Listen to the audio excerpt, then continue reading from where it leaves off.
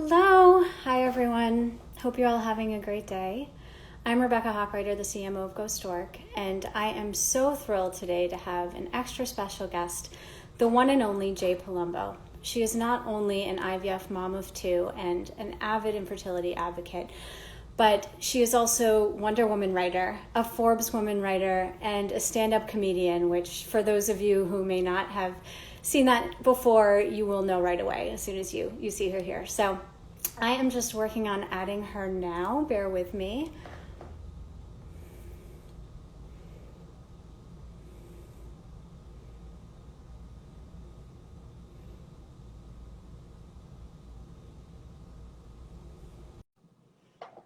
I'm sure she'll just be on momentarily.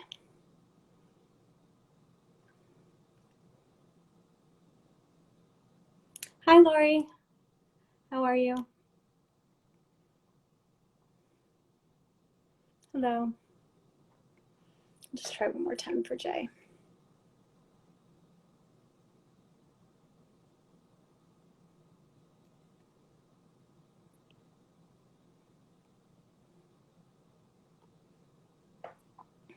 Hello, Jay. Are you there?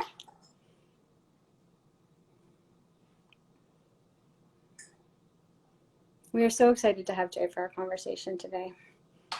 Hopefully she'll be on in just a minute.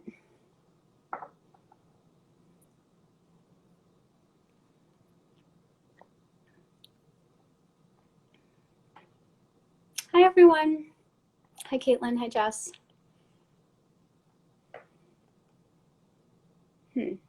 So she's unable to join.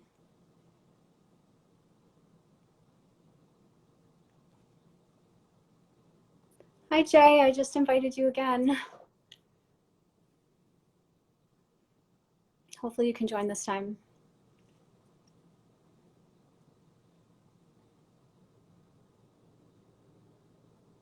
Hello. Hi.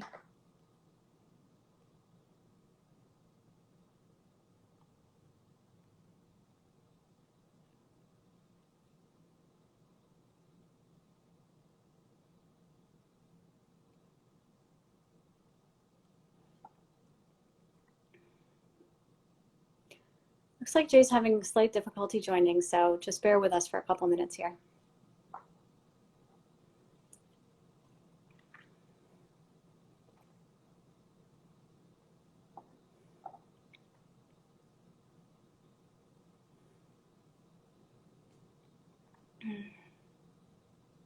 Hi. Hi, Lori. Jay, I don't know. I'm seeing these messages that you can't join.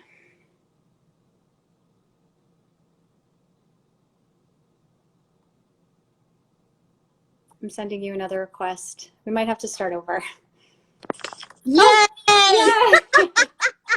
That was driving me nuts. I'm so sorry. Hello. Let me just tell everyone to bear with us for a fifth time. So sorry. I literally was requesting to join and it wouldn't let me. I'm so sorry. No, Hello. I was requesting you as well. I feel like this always happens. It makes us, who I feel like are smart, competent people, look like we just have no idea what we're doing. I know. And you know, now I live in the suburbs and I swear, my apologies to everyone who lives in the suburbs, my Wi-Fi isn't as great as when I lived in Brooklyn, bastards. So I'm so sorry, everyone. I'm like sitting here, like seeing you, and I'm like, it's like back when I did stand-up comedy and I'm watching someone bombing and I'm like, I'm here.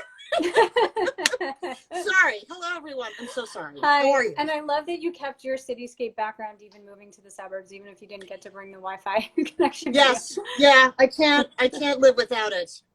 Oh my gosh, I love your hair clip, by the way. My daughter would love that too.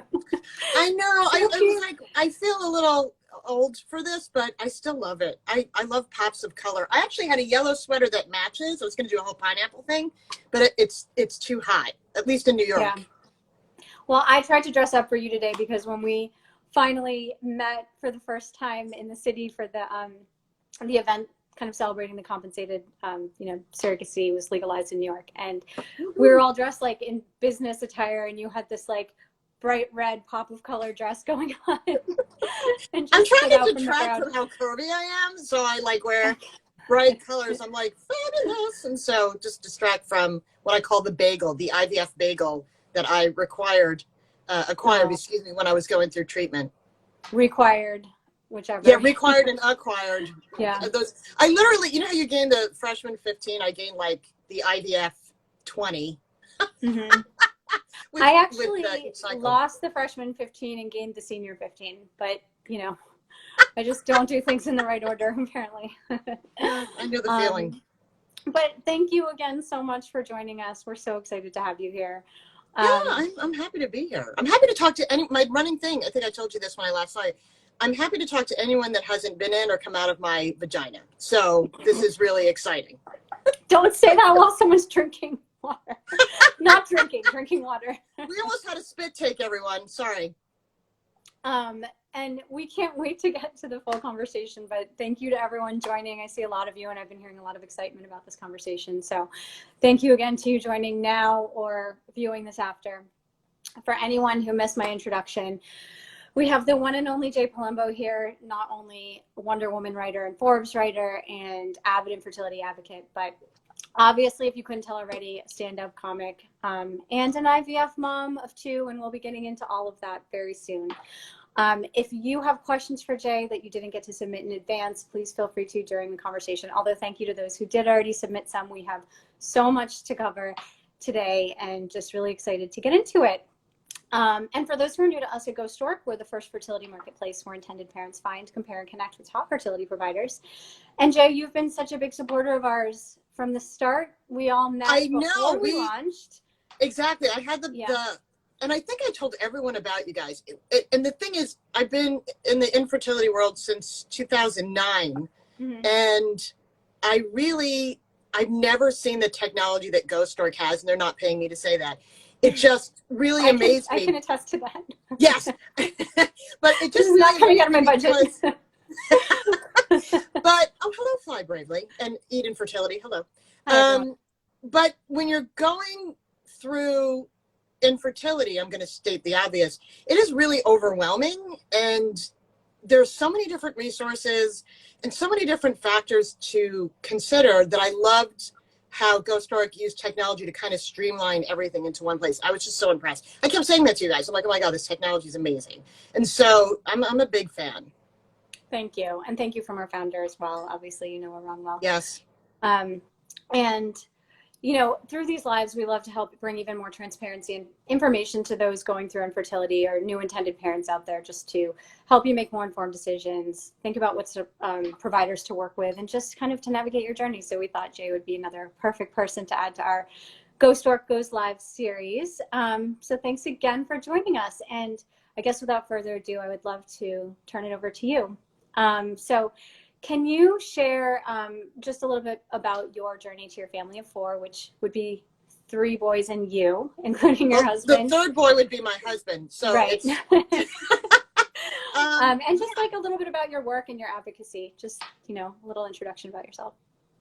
Yeah, and it's when I share my background, some people are like, they think it's definitely unique, but to me, it makes all the sense in the world. So basically, I was a stand-up comic. I mean, I still perform when there's not a pandemic, but I was a stand-up comic, and being that comedy doesn't pay the bills, I worked at an investment banking firm by day.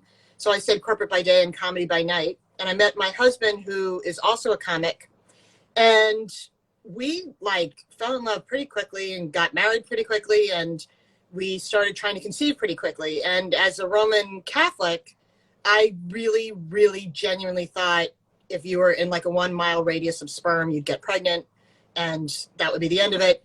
And that's not what happened. So we're trying to conceive, and my insurance at my corporate job only covered $10,000 of fertility, mm-hmm. which I always quote this, and people want to punch me, but this, if you can Google it, you can search it.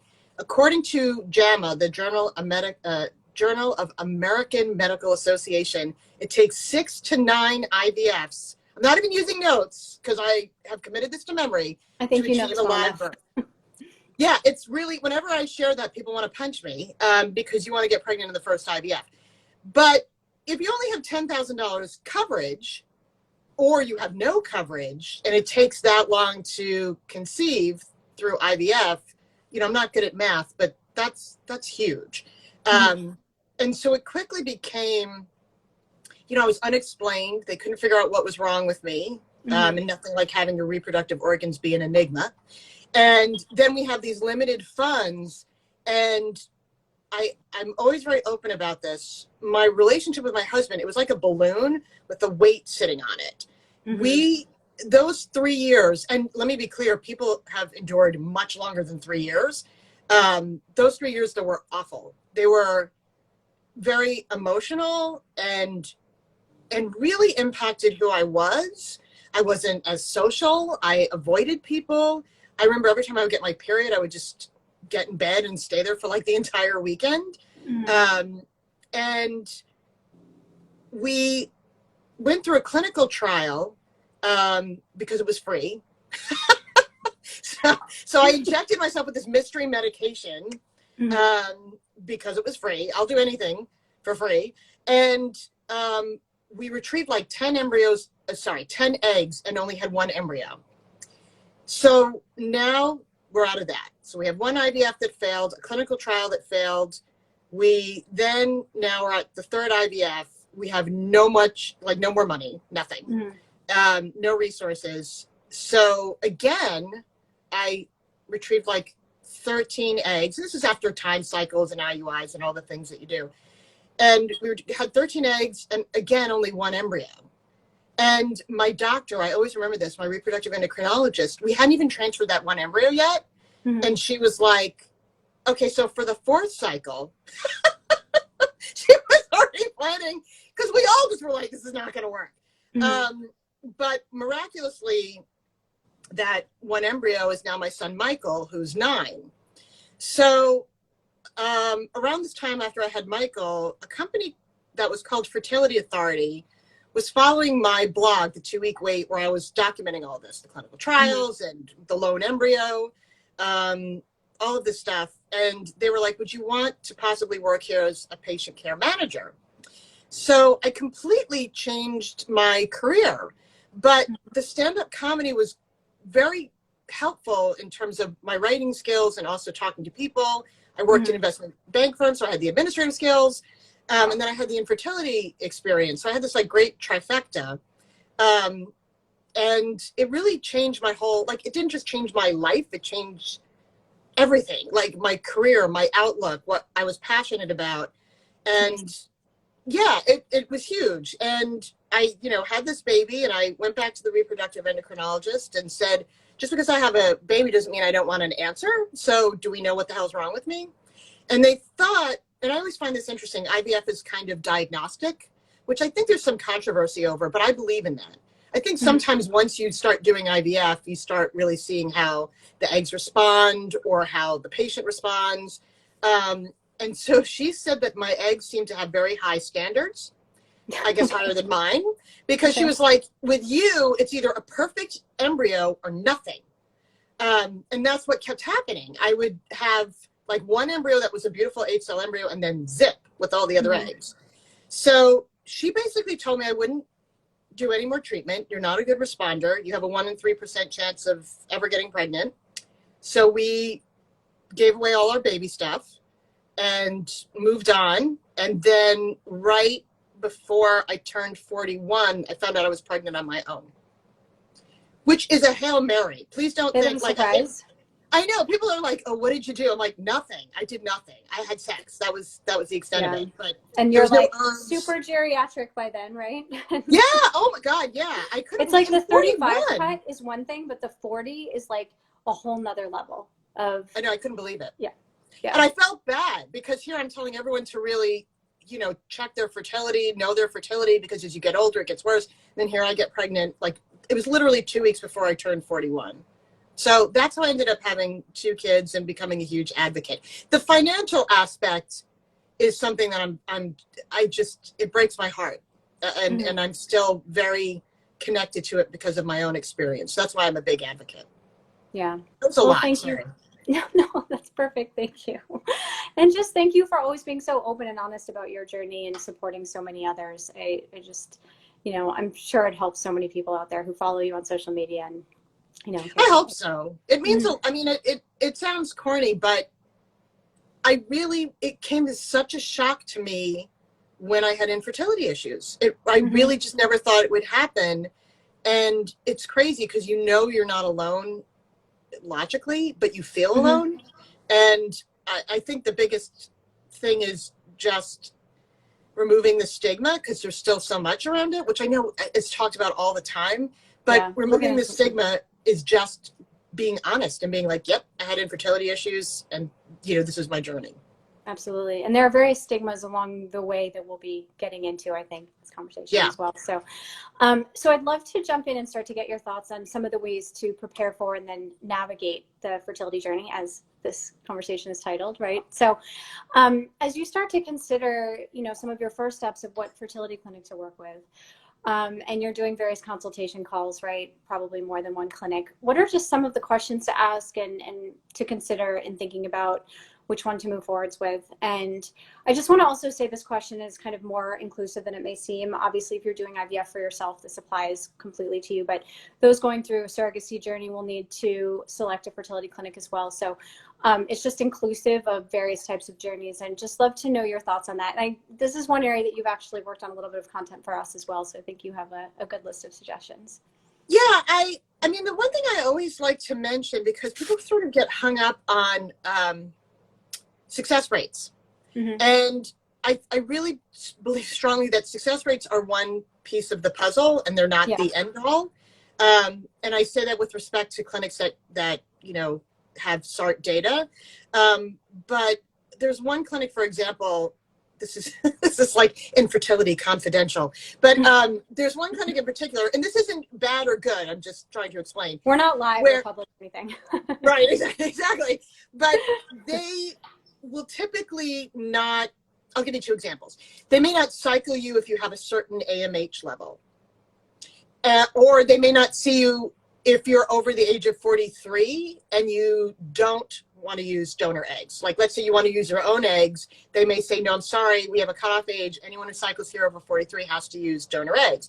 And the reason I share that is that impacts success rates. Exactly. And I don't mean to imply that it's dishonest or manipulated, but I think that's the part that people don't realize is, again, it's one piece of the puzzle, but you may not know what the clinic's policy is. For example, there are several clinics throughout the United States. Granted, you have to really search for them, but if you are over the age of like 42, 43, people have different cutoff ages, they will treat you with your own eggs.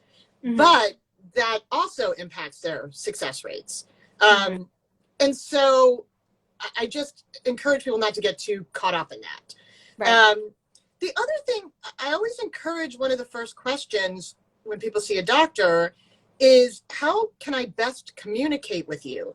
Because I remember, because you're supposed to call the clinic when you get the first day of your period or something like that. You don't want to be like, egg whisperer, hi, no cutoffs with her. Yes, thank you. I always appreciate when doctors do that. It's not that go ahead. Go ahead. I just wanted to say, it is important. You can dig in further to the success rates and see how they apply to your case, right? Right. If you're significantly older than, what their success rates might imply, you want to ask about different types of cases and what they take and what the success rates are for them. So. When I worked at Fertility Authority, which again, that was a D2C company, direct to consumer, and then it eventually was bought and became Progeny, which most everyone knows. But when I was at Fertility Authority, that would come up a lot, where some patients did feel comfortable pursuing donor eggs. Some really wanted to try with their own eggs first. But I remember constantly calling clinics being like, I have a 43-year-old or I have a 44-year-old, will you see her? And so you really do have to do your homework. And I always recommend, depending on if it's a donor egg route, some doctors are very supportive of that. And some are very supportive of using your own eggs.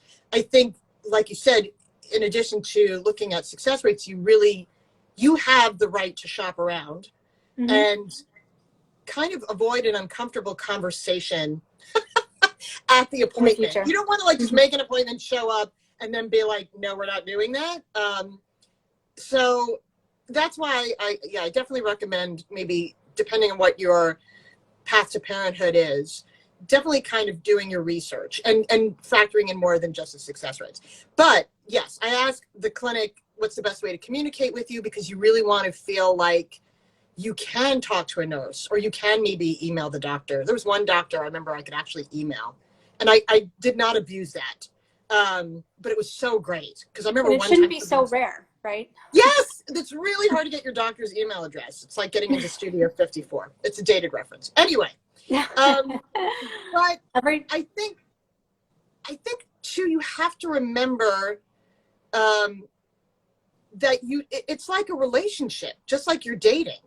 And one of the biggest recommendations I give is, what do you feel about the doctor? Like your gut. Like, do you feel excited about the protocol they're recommending? You know, some doctors prefer progesterone suppositories. Some prefer progesterone and oil. One may say, oh, no, you need Menopur along with your regular fertility drugs. Others will say, I want to do, you know, a mini IVF. Right. You have to, go ahead. No, it helps to come in knowing what you would prefer and having done your research. So then when they bring up these topics, that you're kind of already prepared to think about if you're on the same page, right? Exactly. And I think that's the thing. I think people kind of are like, oh, okay, I'll just see what the doctor says. He has high success rates. He's on my insurance, or she, you know, and let's just go ahead with that. But I'm a big believer in trusting your gut. And because it is a lot of money and it is a big deal, if you don't feel connected to your doctor, it's a very intimate experience. Then that alone, I think your gut should be your guide more than anything else. I think that's so important. That actually relates to another question that came in. So it's not just about choosing the fertility clinic, but that connection specifically with your doctor, not just only as like a medical and fertility expert, but as your partner throughout the journey, which can have a lot of ups and downs, or it could take a path you may not expect. You know, at the beginning, you may not be planning on considering donor conception, and that may change in the future. And it's like, you know, people wanted to know what you thought about finding that partnership with a doctor that you feel really comfortable with and really trust, and kind of how you get to that point. But I think you kind of just answered that, unless you had anything else to add. I mean, I think how you get to that point, because I think when I first did my initial IVF cycle, I just went to the doctor I was going to. Like, he was an OB-GYN and an RE. And we, again, tried time cycles and IUIs. And I always tell this story. All of my IUIs were holiday themed. I don't know why. They just like fell on holidays. It was like Thanksgiving, Christmas, and Valentine's Day. And he had music piped into the exam room. And so one of my IUIs was to Here Comes Santa Claus. Which was like, okay. If Santa Claus was an IUI. Yeah, I was like, this is really uncomfortable as a Catholic for many reasons. But so I just went to him because we were being treated by him. And it was after that IVF cycle wasn't successful that's when I was like, you know, maybe I should actually get a clue and do my own research. And, you know, they always say, you know, not to go too far down Dr. Google, but there are a lot of really dependable, valuable resources online. There's, of course, Resolve, ASRM, again, JAMA, even March of Dimes, if you're having recurrent pregnancy loss. You can find some guidance as to what you think you connect with the most in terms of what you feel would work best for you. Like, I remember asking about assisted hatching, and the infertile before, you know, my first IVF never knew what assisted hatching was, or ICSI, or PGTA, or anything like that. And so I kind of did my homework, and then I went in as a more empowered patient in talking to the doctor. And I think it's really difficult to know what resonates with you when a doctor says it if you don't have the knowledge ahead of time in some respects. Absolutely. When you're talking about ICSI and some of these other things, we also have articles about this on our site, and Jay's actually contributed some of them. So we're actually so excited in the coming weeks to be launching our first fertility clinics marketplace. So look out for that, because you'll be able to compare success rates based on your case, and compare really in-depth profiles of clinics and their doctors and their research and all their services. So look out for that to come soon, but I don't want to get too far into that because we're here for Jay. So once you've moved on to going to your first appointment at your clinic, which you said you don't want to show up and have surprises, right? Right. This is another thing that you've shared really good content about. So how do you prepare yourself for that first appointment, and what should you expect? I always recommend bringing, if you have a partner, to bring your partner. No matter what the situation is, meaning like if, I don't know, if you know that you have an infertility issue and you're like, oh, I don't need to bring my partner, still bring your partner. For no other reason, you can turn to them afterwards and be like, wait, what did she say again about blah, blah, blah.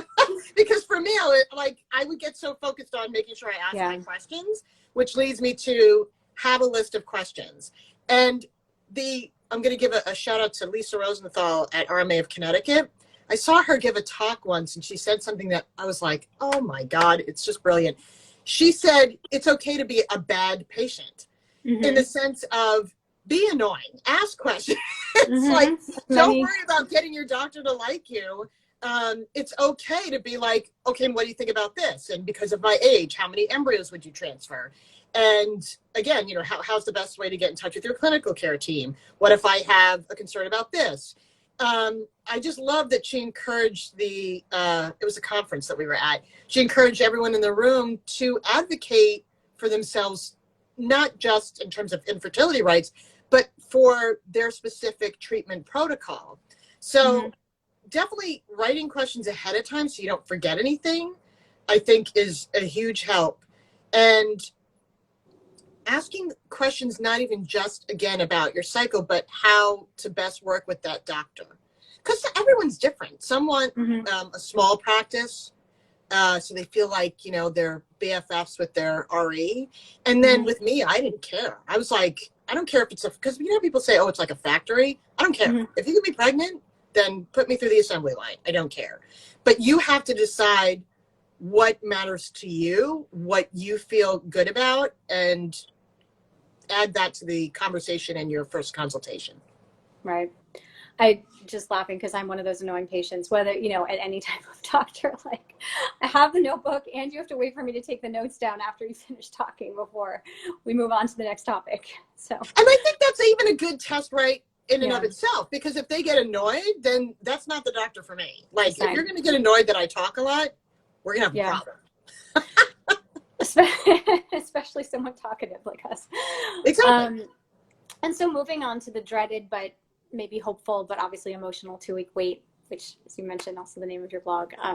So how was this time for you? And if others come to you with that ahead of them, having not gone through it before, like, what do you tell them to expect? And like, do you have any suggestions? I mean, like, don't keep a home pregnancy test nearby or have distractions in place. Like, what are some of your thoughts about that? The 2-week wait was hell for me.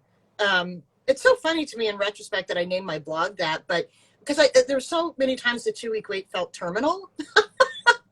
Like, it just felt like, oh my God. And I remember always being okay during the first week. It's the second week I started to lose my mind. And I always recommend a couple of standard things. And one is watch a lot of RuPaul's Drag Race. Because standard. Yeah, that's 101. Because there's no pregnancy plot lines on the RuPaul's Drag Race. Everyone's fabulous. Like, there's no diaper commercials, pregnancy test commercials. Yeah, that's like anytime I watched the Logo channel when I was going through fertility treatment, and it was like commercials for plants and pets and workout stuff. I'm like, these are my people. So number one, watch RuPaul. Number two, or just do that anytime in life. Yeah, I mean, I'm just a big RuPaul fan anyway, but I just think particularly when you're trying to conceive, what could be better than seeing like what is he, like 6'9"? Yeah. I just think any distraction that's just fun and easy and you don't have to think too hard about, right? Yeah, and that leads me to my second point. I think the mantra that did help me was anything that would keep me sane. And I mean, within reason, don't knock over a liquor store, but if you feel like it's easier to work those 2 weeks than work, if you feel like you need to take the time off, take the time off. If you were invited to a dinner or a gathering and you think it would help you to go, then go. If you don't, then don't feel bad about not going. It's just whatever's going to help keep you sane. But it's funny, the first IVF cycle I did, the 2-week wait, my doctor had me just hang out at home and I didn't get pregnant. The second time I did like a little bit of both. I was a little bit at home resting and then working, didn't get pregnant. And then the third, I just was like, oh, screw it. And just went back to work, lived my life. I went out. And that's the one that worked. So I think it shows you that, again, you just have to do what you feel. I mean, of course, what the doctor says, but what you feel will keep you happy and sane. Yeah. And laugh a lot. There was an Israeli study that if you laugh right after an embryo transfer, it can help with implantation. You can look it up. Okay, we need to get that reference. We'll put it in like the bibliography. Yeah, I have it on my blog because I found it right before my third IVF. And another friend of mine, actually, I know a couple of people who did it. It sounds insane, but that seemed to always be the cycle that worked for them. I had a friend who, right after her transfer, brought a portable DVD player and watched the best of Will Ferrell on SNL. That is the best ever. Oh my God. Yeah, and my husband he cracked me up after my transfer. I won't tell you what he said because it was highly inappropriate, but he did make me laugh really hard after that transfer for Michael. And even if there wasn't a study that supported that, it's still better than like just crying. So I do recommend the Israeli laugh after you have your transfer research. Yeah. I think the funniest like 5 seconds in all of TV, movies, and media for me is Will Ferrell doing his little leap with the ribbon in Old School. Like that exact leap is the actual funniest 5 seconds of my life. Like the first time I saw that. Yeah. So do you hear that, everyone? Go watch that after you have your embryo transfer. Yeah. Yes. Yeah. I had distractions even like when I was it was a hard time when I was in the hospital waiting to figure out if I was going to have an emergency C-section or not really early and figure out if my baby would be in the NICU. Yeah. My husband was bringing Game of Thrones, like it was the end of the final season. And then we started to realize that the woman across like the curtain from me's husband was also bringing her Game of Thrones. And we were like, maybe we should like also insert some comedy here as well. But at least everything turned out well. So yeah, distractions help in any situation. Yeah, out of your options, I think that's definitely the one to go with. Yeah. Is laughing. And I do follow Jay's social media if you want to laugh. Yeah.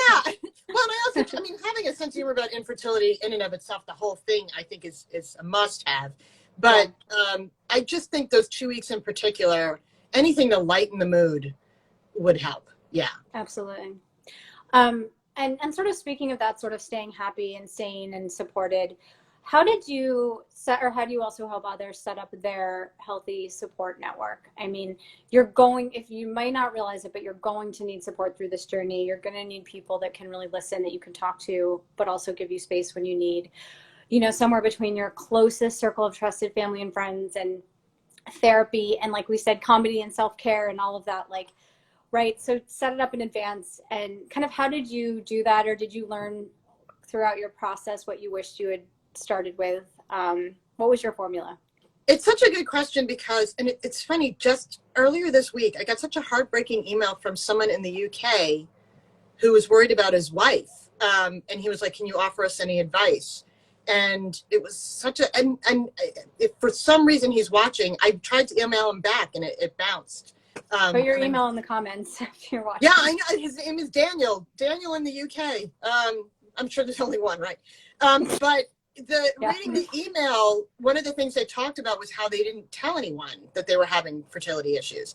And I really, really understand that. The first, I would say, year, we didn't tell anyone for a myriad of reasons. I just kept thinking, I think I was slightly in denial, but I kept thinking, oh, it's going to happen. It's going to happen. I was also just really embarrassed. And it's something, that's one aspect I understood better later than I did then. Mm-hmm. And that is, infertility is a medical disorder, and it's not a personal commentary on who you are as a person. Mm-hmm. And I was personalizing infertility like I'm a failure, I did something wrong, I'm being punished. And so I was so ashamed to even tell anybody that I was going through this.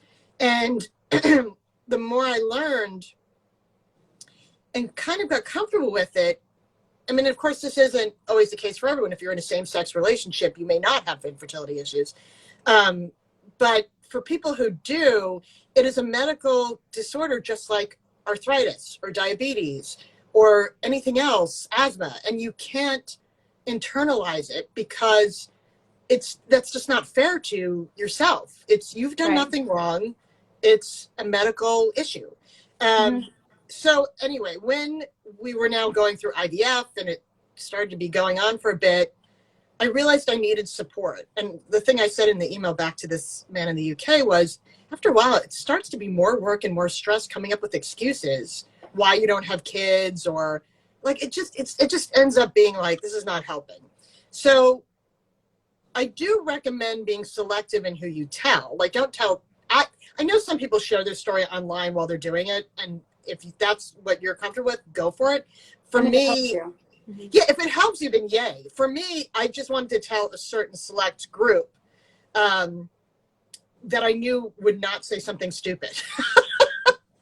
And they might still, because they don't know, they don't mean to, exactly. But you can always help educate them that, you might not realize how insensitive that sounds to me, but there's usually like an elderly aunt or someone in the family. You're like, oh, she's going to say something stupid. So we did pick who we would confide in. And then, to be really honest with you, I sent an email to those people saying what was helpful and what was not helpful. For me, it was so... Can you share your email template? Yes, actually, I think I still have it somewhere. But one of the things was, I was like, please don't ask me, so where are you with trying to conceive? And it's something that actually I do now when people tell me they're having infertility issues. I usually say to them, I am never going to ask you about it unless you bring it up.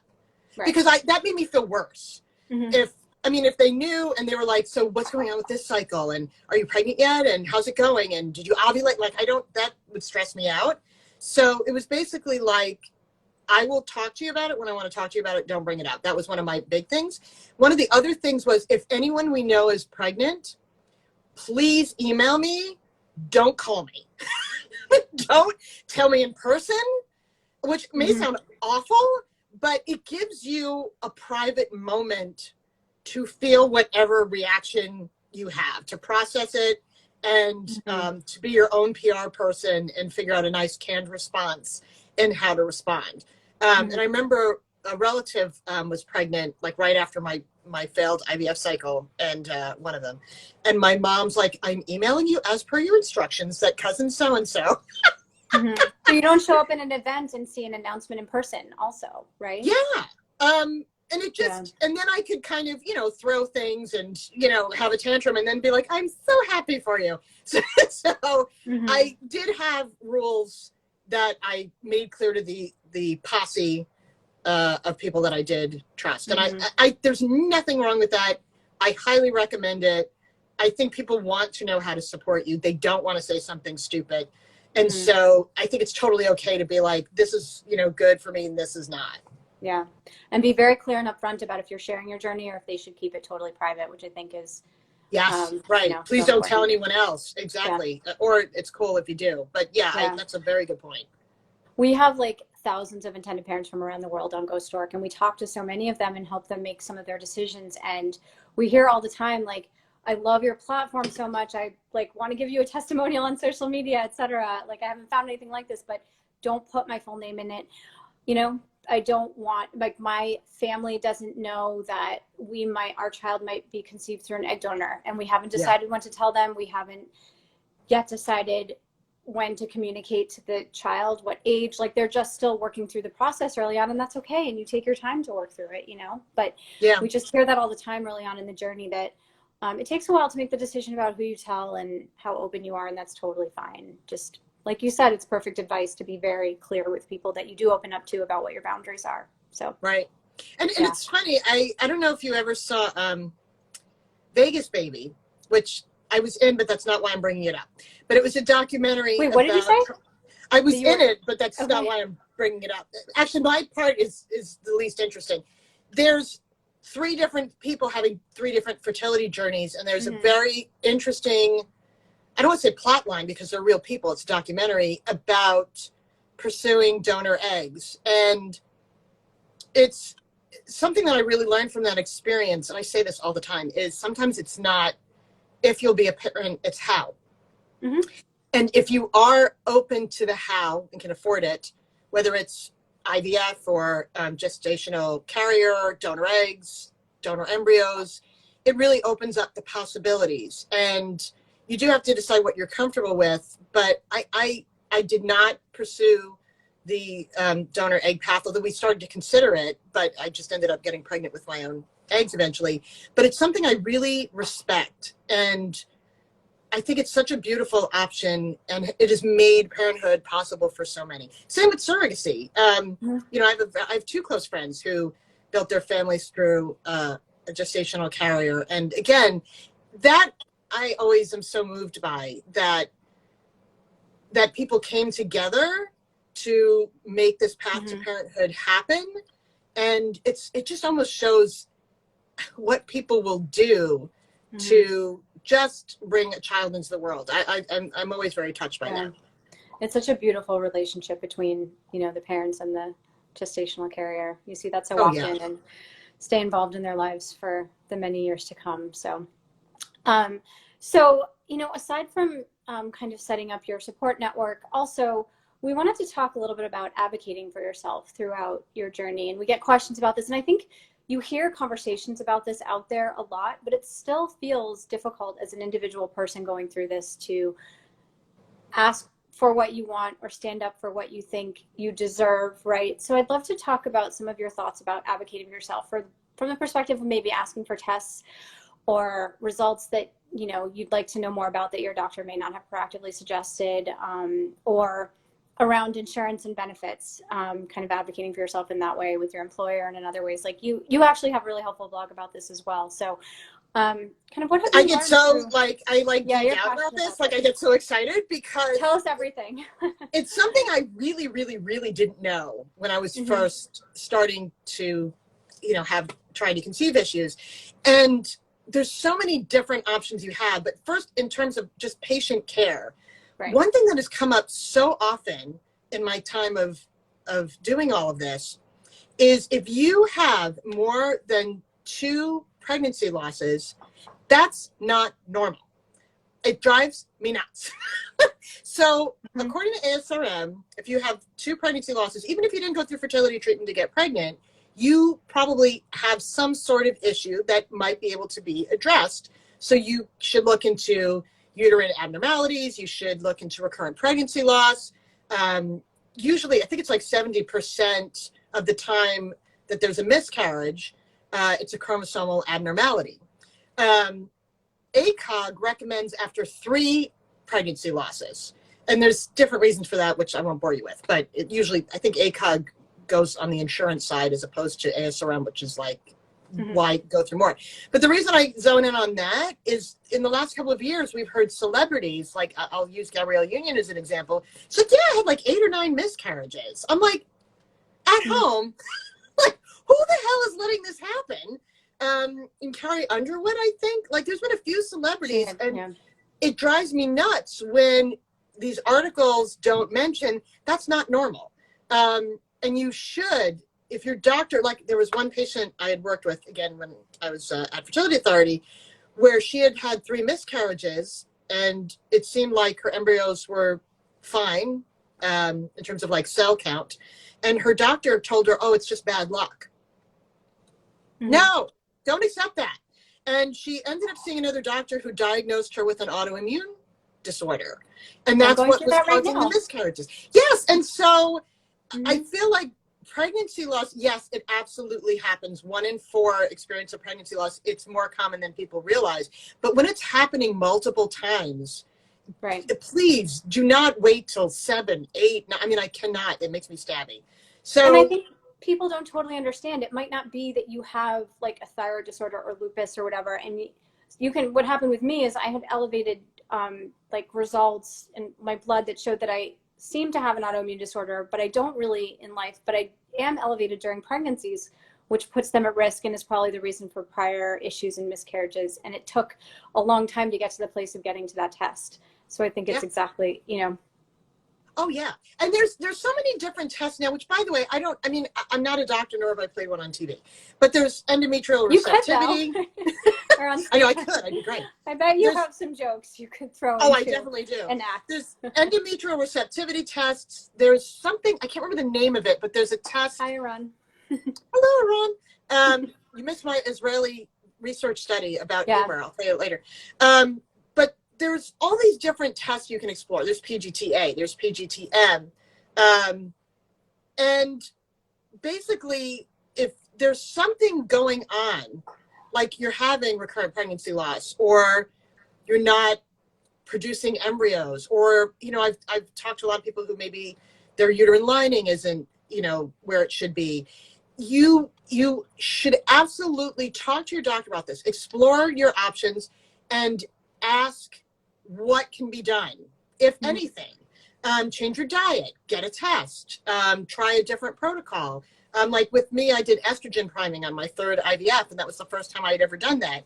So you have all these options, and you need to absolutely educate and advocate yourself to get the best care. But I just feel like pregnancy loss is one of the things where people accept too readily. So that's, I think, advocating for your patient care. In terms of advocating for your rights, that I think kind of overwhelms and scares people because they don't even know where to begin. But there's been a lot of research and studies in the last couple of years, especially, that let's say you work for a company that doesn't have fertility benefits. When you go to your HR department and advocate for yourself, there's, I can't remember the number offhand, but you can go to Resolve to see this study, Resolve and Mercer. And I think EMD Serono did a study on this. You are more likely to get fertility benefits when an employee advocates to add them. So you can go to your HR person within your company. You can contact your insurance company directly and get a full, what do they call it, benefit statement, and go through it. You know, if you have PCOS or endometriosis, depending on the diagnostic code, there may be a way you can actually get coverage. And then right now, there's 19 states where there's mandated fertility coverage, 19 states. And I think, I'm trying to remember all the numbers. A portion of them covers IVF and a portion of them covers egg freezing. But there's more states than 19 right. in the U.S. And so even if you don't tell anyone in your family, your friends, your coworkers, nothing, you still can write your lawmaker and say, this is a big thing, 7 million, you know, in the United States, 1 in 8 or 1 in 6, depending on which you use. You know, you need to be aware that constituents in this state need mandated coverage. So you have options to definitely advocate for more coverage, whether it's just with your insurance company, it's with your employer, or it's with your lawmaker. Right. And you can very easily show studies of how many more companies are adding fertility benefits every year. I think it's so important for employee, you know, acquisition and retention, and like more and more people are doing third-party, you know, family building in different ways, whether you're LGBTQ plus and don't have benefits because you don't have a fertility diagnosis, etc. Like, it's just so much more prevalent, and companies need to be catching up to those that are already more forward thinking. So Amen, bring your sister. research, you know. Yeah, I mean, and again, the study that I'm referring to, and it was something when I worked at Progeny that we talked about a lot, there's a decrease in absenteeism when an employee has fertility benefits. It is a great retention tool, certainly if you have female patients, female employees that want to freeze their eggs. And it actually benefits the company in the long run, because you have this employee not wondering, how the hell am I going to afford treatment? You have the access to care you need, and depending on how robust your benefits are, you may actually get your employee pregnant quicker and safer, meaning, you know, if you don't have a lot of money, you may transfer more than 1 or 2 embryos, and then you have a high-risk pregnancy, and then your employee's in the NICU. Well, you know, the babies are in the NICU and your employee's in the hospital. So there really are benefits universally to offering fertility coverage. I you know, it's a no-brainer to me, but yeah. We should do an email template for that as well. Oh, yeah. And so moving on to, you know, if and, you know, when you do get pregnant, I'd love to just hear your thoughts about navigating through that pregnancy after infertility. It's, you know, it's just such a specific experience. It's different than going through a pregnancy when you haven't dealt with infertility in the past. So What was that like for you? And can you kind of share that, what to expect for someone who that's still hopefully ahead of them? Yeah, and it's a very personal question to me because it was something that I really struggled with. Mm-hmm. Um, and it took years for me to make peace with it, to be honest with you. But let me see if I can explain this. On my third IVF, I was out of funds. And yeah, I had nothing. And basically, there were certain medications I needed. And I should say this publicly. This is not what you should do. It's not recommended. Don't do this. However, the infertility community donated their medications to me. So I literally would come home and get like an envelope from Ireland of Menopur. A friend of mine had leftover estrogen patches, and we met, at the movie theaters, and she slipped it to me. It's like a weird drug bust of hormones. And at the end of this, because I basically wrote on my blog, these are the medications I need, and California, Seattle, like all over the place, people were donating their medications. And I remember, I always get choked up when I talk about this. I remember going to the doctor's office and being like, this is everything I have at home that was sent to me. And she was like, all your medications are covered. So I literally, all of my medications were donated from the infertility community. And that was a huge factor to me because they showed up for me. And I know this sounds corny, but there was just no way I could be like, I have a baby now, peace. You know what I mean? And I know some people do that, and I totally respect that because it's not a great experience. And I can totally understand if you're like, I just want to be a parent now and, not focus on that. But I just was so moved by that, how you can have different political beliefs and different, again, past to parenthood, but you get the pain of infertility and you show up for each other. And so that was one thing that really kept me motivated.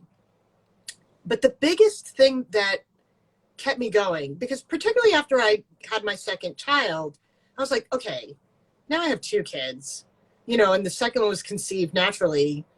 Can I even advocate anymore? But then I realized just what I said to you in the very beginning of this IG Live. When I would get my period, I would get really depressed, go to bed, be in there for days.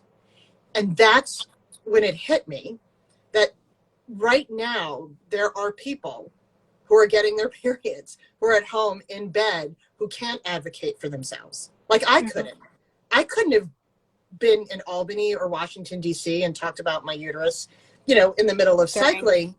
And so when I realized that, it was like a light bulb moment. I'm like, oh, I am very much not trying to conceive now. There's no way I could, but I can represent the person who can't represent themselves right now. And when that happened, then I never looked back or felt guilty about it again. And I know some people I've gotten some crap about, you have two kids, you're not infertile, and, all this online. But it doesn't bother me because I think even if they don't like me or even if they feel like I don't really qualify as an infertile, despite all my CPT codes, I think they know that I'm genuinely advocate. I was very involved in the FAFTA bill for New York. I was involved in CPSA.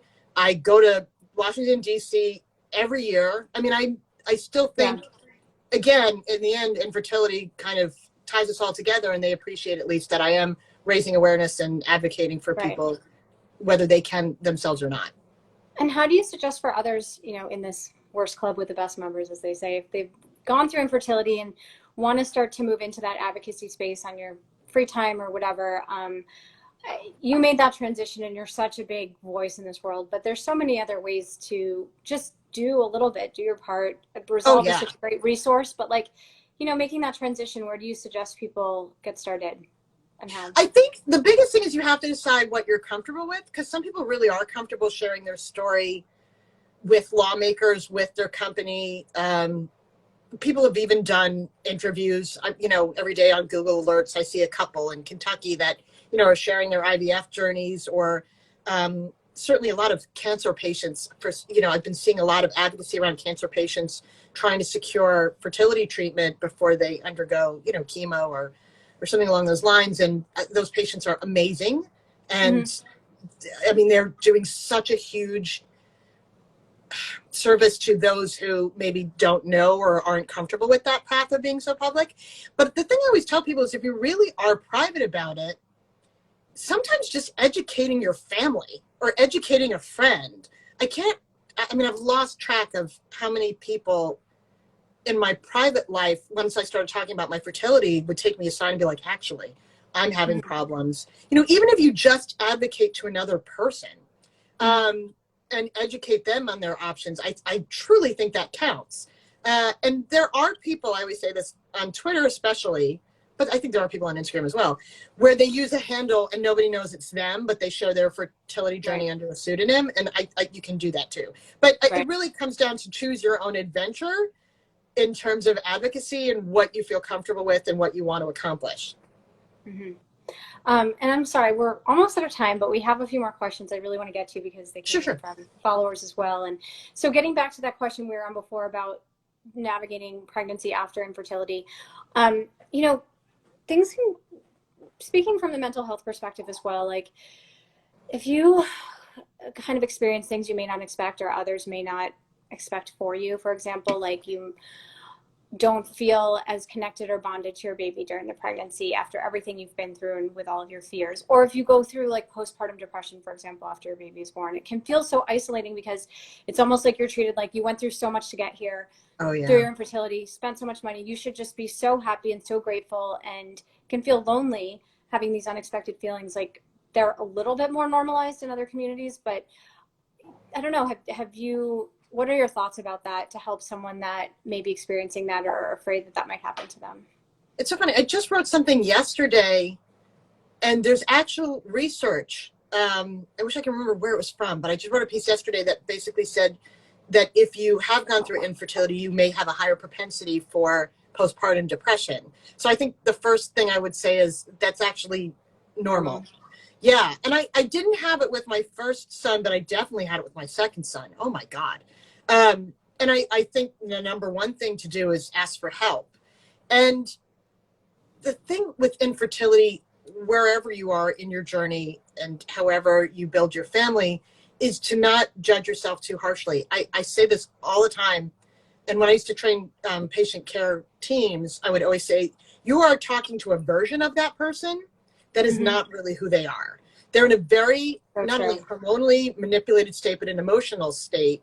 And if they're pissy with you or short-tempered or emotional, you have to understand it's not them.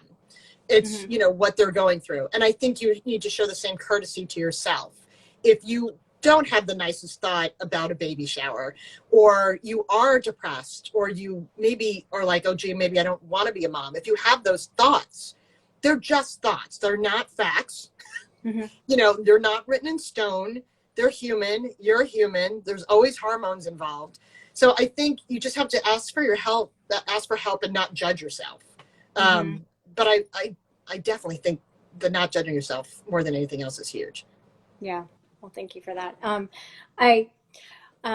We had something just come in about kind of your comedian side. And I think that you transition so seamlessly between being kind of hilarious on social media and then being very serious about causes you believe in, whether it's infertility related or autism, or just standing up for, like, if you see something that's kind of represented incorrectly in the media or doesn't help the community that is trying to represent. And but I mean, with that said, like bringing humor, you kind of referred to this earlier in the conversation, but bringing humor into such a difficult and traumatizing situation. Yeah. How do you find ways to do that, but also find the balance where you don't say something insensitive, and like, how, I don't know, like, how do you find that balance and help others? I think in the beginning, I definitely made mistakes. I definitely, so I think like what people are seeing now, what is it, 2021? I mean, I started doing this in 2009. I think in the beginning, I've never done anything absolutely, I think, ridiculously, horribly offensive. At least I hope not. I'm knocking on wood, because it's just not my personality. But I've definitely made missteps or made the wrong jokes, or I've upset people. And I learned from it pretty quickly and try not to do that again. But when I was younger, it's so funny. I'm sorry. I'm sitting here. Okay, hold on. There's a reason I'm getting into this. I actually volunteered at Gilda's Club and she's like a hero of mine. But the reason I'm laughing is I'm about to bring her up, and her book is right in front of me. Gilda's Club, that's what the whole thing was based on. And I used to volunteer there with kids who had cancer. It was called Noogie Land. And I would do that while I was also doing stand-up comedy. And I learned a lot from that, because that's what Gilda's Club was. It was taking a sense of humor and helping you cope with cancer, whether it was a family member or you yourself. There's so much research and study that sense of humor can help in healthcare, and just emotionally and in every aspect. But in terms of walking that line, I think some of it really has just been practice. But I would have died without it. I would have absolutely died without a sense of humor. And I just recommend, if you can find anything. And for me, with stand-up comedy, you get a routine that you cultivate, and then you have your jokes that work. It's actually the same thing with infertility. I have all these set jokes. I always talk about how do you like your eggs fertilized and implanted, and it's uterus, us, we're all in it together. Like I had a routine. And so anytime I would talk about infertility in a situation where I was uncomfortable with my family or whatever, I would go to those jokes to make myself feel better and to make them feel more at ease. So, I mean, I just really recommend it, but I think you find out what makes you laugh and what works for you. And that's how you can kind of employ that when you need it. Being punny always helps a little. And it also helps for your support network to understand that making you laugh really does help. And they always have good intentions. And if they mess up, it's okay as long as they take the feedback well, right? Yeah, exactly. Yeah. So do you have any final words of wisdom, personal mantra, words of inspiration or hope that maybe you would have told your younger self before you started IVF to leave us with? I think the big thing is, because I always want to be mindful that sometimes people's journeys do not end with a baby. And I'm not trying to be a bummer. But I think there's so many people I've connected with in the community through Resolve that are child-free, not by choice. And they often feel ignored in these conversations. And what I always want to do is acknowledge them, but also say that for people in the trenches, while you don't know how maybe your journey will end, and I know it's a big, big fear, because that's the big thing, is you want to have a conclusion. And for me, I always felt like you're enduring your life instead of enjoying it when you were going through infertility. But the thing that I want to say to everyone is, while you don't know what the outcome will be, you know yourself. You know who you are, and you will figure it out. I know, again, it sounds like a Hallmark card, but that always made me feel better. It's not like I'm never going to figure that, like, whatever happens, I don't know if I'll have children. I don't know if I'll be a mom. I don't know if I'll be a mom through surrogacy, donor eggs, or just, be a big sister at a nonprofit. But I know that I am someone who will figure it out. And I think, well, it may not be easy to use the word hope when it comes to trying to conceive. I think having faith in yourself is a huge comfort. Corny, but true. I stand by it. I stand by it too. Thank you for that. Thank you. And so before we go, what should we look out for from you coming up? Anything you're excited about that you want to share? I mean, it's probably like 37 and a half things you're working on right now. I know. I'm actually working on a few things right now. Yeah, well, oh my God, it's too much. Well, I may be having a podcast about being Italian. That's my next thing, which I'm really excited about. So that's the next thing. But honestly, I'm just going to keep on keeping on, because I can't believe it's only 19 states that cover fertility. So I'm definitely going to be at Advocacy Day, New York Captain. And I encourage people to get involved. It really feels great to advocate no matter where you are in your journey. It really is empowering, and it kind of kicks infertility in the ovaries to be like, screw you, I'm not going to let you in. So I do recommend people, if they're comfortable with it, look into it. Well, if you want to be on Jay's team, look out for that. You'd be right. Good captain. Well, thank you again for joining us today, for all of the thoughts and advice that you shared, and for everything you share every day. Just like I said, so open. And thank you. It's not easy to host these. I hosted one yesterday, and you're like, I have all these questions. There's these people. Like, you're like an air traffic controller, like overseeing things. So thank you so much for having me and organizing all this. And sorry again about our technical snafu in the beginning. No need to apologize. It's not your fault. These things happen all the time. It's like, Yeah. we're so excited if people just join without some kind of technical issue. It's like not the norm for it to work right the first time, I think. Yeah.